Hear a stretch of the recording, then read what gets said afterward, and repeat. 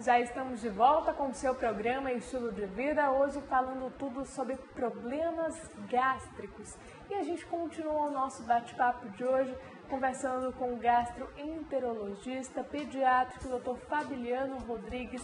Doutor, então a gente está entendendo um pouco a respeito dessas causas que estão relacionadas com esses problemas gástricos. E aí a nossa tela interativa vai falar sobre tumores na região abdominal que pressionam o colo. Isso pode estar relacionado a esses problemas que nós estamos falando aqui, né, doutor? Sem dúvida, os tumores, principalmente do que a gente chama de baixo ventre, né, da região ilíaca propriamente dita, e do abdômen inferior, eles costumam provocar os sintomas de semi-oclusão ou de oclusão intestinal. Esses tumores eles provocam uma compressão dos segmentos inferiores do intestino, né, principalmente sigmoide e reto, e às vezes até comprimindo totalmente e ocluindo o canal anal, e isso provocar sintomas muito diversos. Nosso próximo tópico fala sobre o câncer retal, que pode estar ligado com esses problemas gástricos, né? Sim, sim. O câncer retal ele é um câncer muitíssimo comum na idade adulta, né? Felizmente é raro em criança, mas também é uma probabilidade pequena, mas existe. E a sintomatologia dele relacionada com os sintomas gástricos ocorre em torno de 10 a 20%. Mas a manifestação principal dessa patologia são os sintomas intestinais baixos. E o mais comum deles é o sangramento. Então, o sangramento é um sinal de alerta importantíssimo que tem que ser valorizado, tem que ser relatado. Você tem que dar um pouco de atenção ao momento da evacuação, despender um pouquinho de tempo para olhar as fezes. As pessoas têm horror a observar as fezes depois que terminam de evacuar. Mas, infelizmente, você precisa olhar porque muitas vezes já há eliminação de sangue há algum tempo e a pessoa não percebeu. E muitas vezes, o que na realidade, na maioria das vezes acontece, é que o sangramento não é contínuo. Ele tem períodos de sangramento e pelo fato da pessoa não observar, não avaliar as fezes, acaba que não detecta esse sangramento.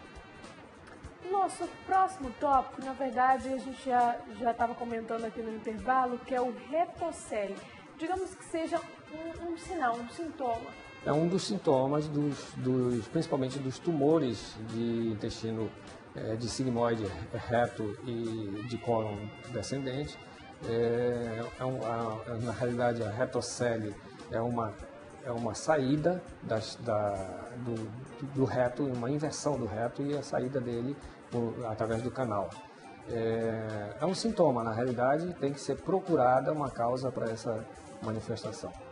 Agora a gente viu que os problemas gástricos têm relação com os problemas físicos, mas também neurológicos. Por isso eu vou pedir para a nossa produção colocar no ar a nossa tela interativa número 3, que fala a respeito dessa relação. Nosso primeiro tópico fala sobre neuropatia autonômica. O que é isso, doutor? Qual a relação desses dois? É um sintoma, na realidade a doença se chama neuropatia, mas ela é manifestada principalmente por sintomas que a gente chama de nervosismo, né? É muito comum acontecer, por exemplo, nos tremores essenciais. Tem pessoas que tremem sem ter nenhuma causa orgânica propriamente dita, só por uma causa neurológica isolada.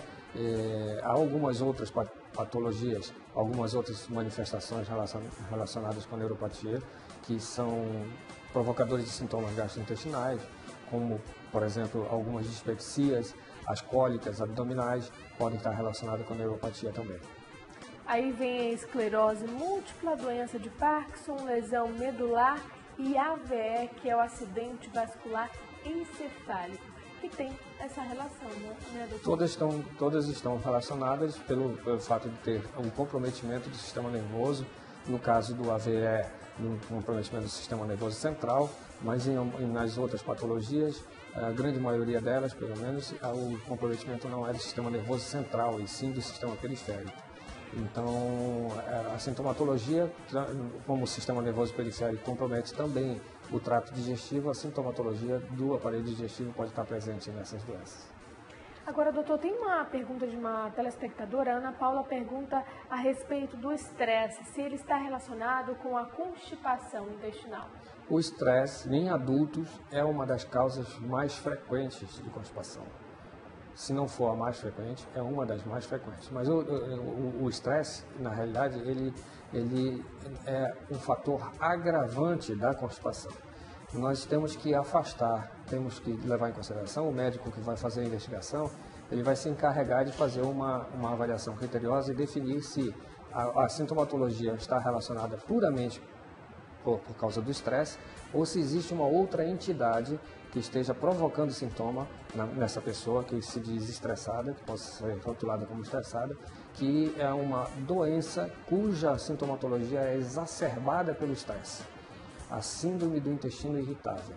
Então o médico vai fazer toda uma série de questionamentos e investigações que podem culminar com o diagnóstico do estresse propriamente dito ou com a síndrome do intestino irritável, que todas manifestadas por constipação.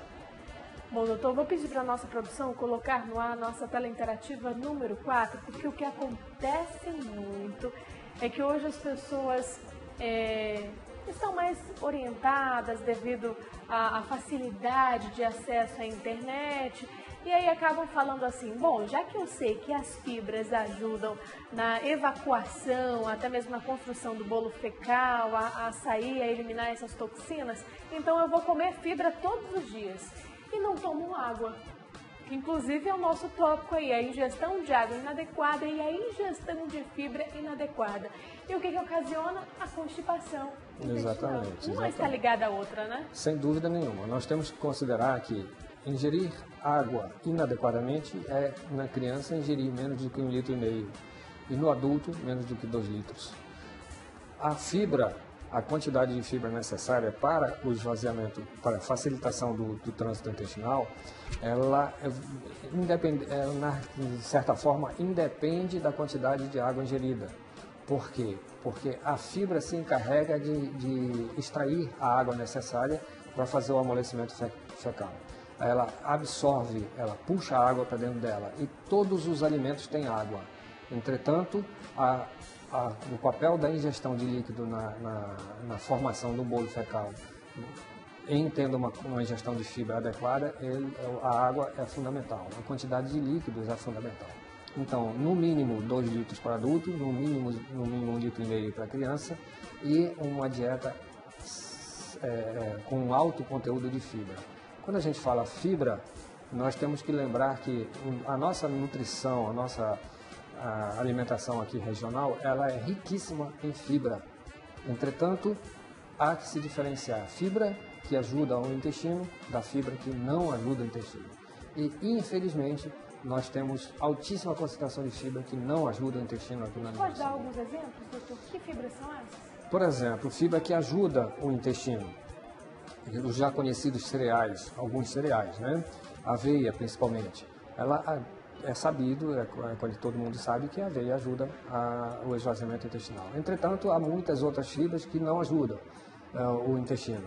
Por exemplo, o açaí, por exemplo, o tucumã. Não é? Eles têm alto conteúdo de fibra, entretanto, o papel dessa fibra na contribuição para a melhora do trânsito intestinal, para a evacuação, é muito pequeno.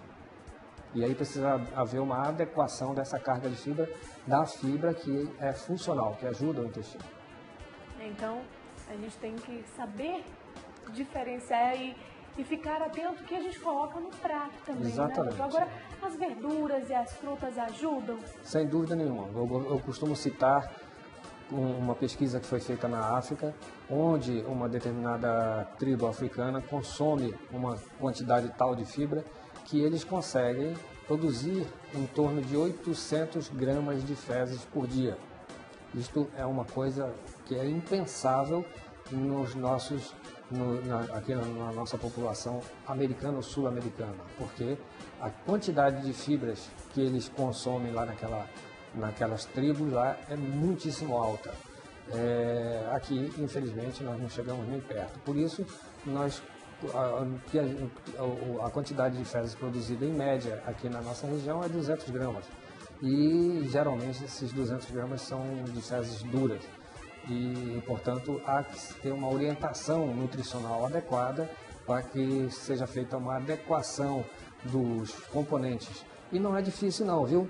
Você que está ouvindo, você pensa assim, porque tem que comer coisas que não existem aqui, coisas que são muito caras. Entretanto, você pode ter uma alimentação extremamente saudável com as coisas que tem na feira, as coisas que tem no supermercado. O seu médico vai te orientar para procurar os alimentos que têm maior conteúdo de fibra, que vão facilitar o trânsito intestinal.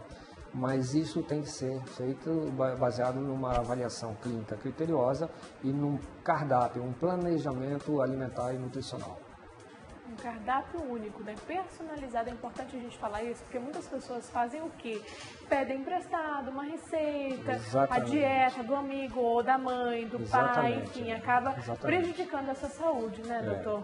E aí, nesse caso, só aproveitando o gancho, a gente tem que lembrar que o tratamento da constipação, da prisão de ventre, ele não é da pessoa em si. Uma vez que a dieta começa no supermercado ou na feira, o tratamento é da família.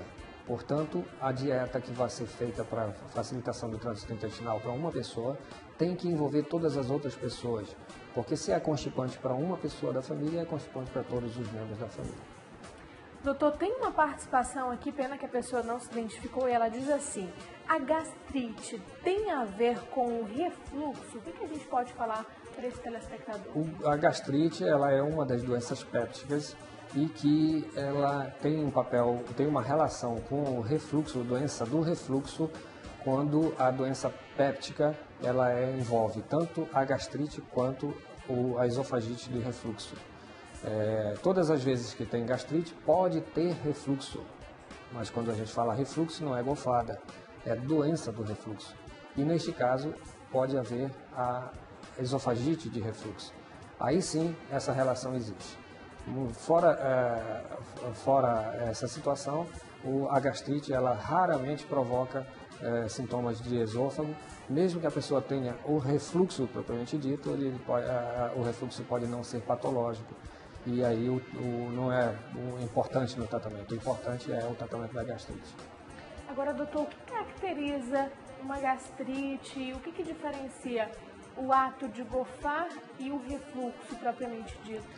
É difícil a gente... É difícil, mas assim, do ponto de vista prático, o que eu posso dizer para as mães é que você tem que se preocupar em diferenciar a regurgitação, que é a gofada, do vômito. Regurgitação é um processo passivo. A mãe se assusta muito com a gofada que a criança eliminou tudo. Ela chega lá dizendo, esse menino vomita tudo.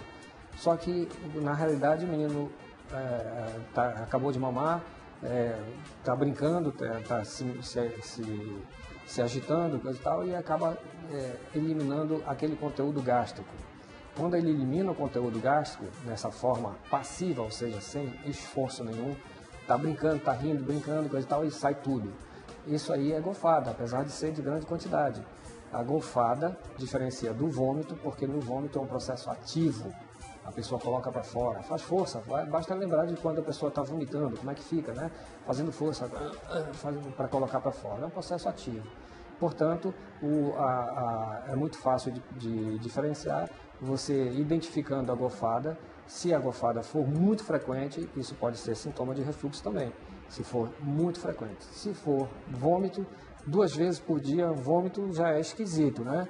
Não é comum vomitar, né? 1 vez ao dia. Vomitou 1 vez, 2 vezes, 2 dias, 3 dias, 4 dias, 5 dias seguidos, tem que levar no médico para investigar isso, porque pode ser que seja alguma coisa relacionada com doença do refluxo ou outra doença do aparelho digestivo. Bom, doutor, nós vamos para um breve intervalo, já estão chegando várias perguntas, mas nós vamos esclarecê-las no próximo bloco, tá bom? Então você de casa, aproveite esse momento de intervalo para interagir com a nossa produção e enviar o seu questionamento e a sua pergunta. Já gostaria de mandar um beijo especial para o Fábio Marques. Um beijo para você que está nos assistindo, falando que está ótimo o programa, o bate-papo de hoje, desejando um ótimo dia também para a nossa equipe. Então, faça como o Fábio Marques e mande a sua pergunta e questionamento. Anota aí, 92, código de Manaus, 981 11 45 12. O intervalo é rapidinho e a gente já volta. Até lá.